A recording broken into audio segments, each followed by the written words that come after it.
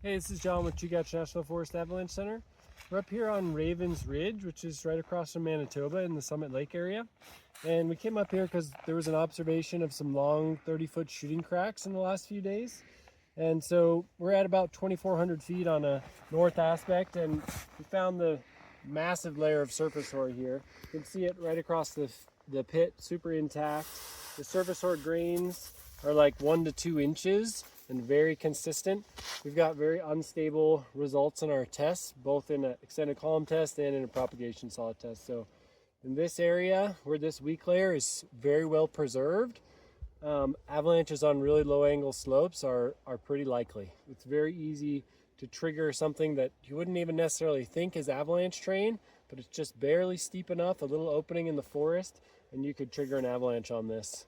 The kind of good thing in Summit Lake versus Turnagain Pass is that we've only got about a foot of snow on top of that weak layer, whereas in Turnagain it's more like 2 to 3 feet, so these avalanches are much larger.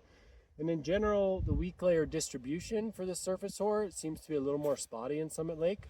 But in these forested areas that tend to be sheltered from the wind, and in the kind of mid elevations, so I would say maybe above 2,000 feet, it's somewhere to really be cautious and look out for this. We were getting obvious signs like shooting cracks and collapsing, so that's something where if you're seeing that and you're in an area like this, you should assume that there's a buried weak layer there and travel super cautiously.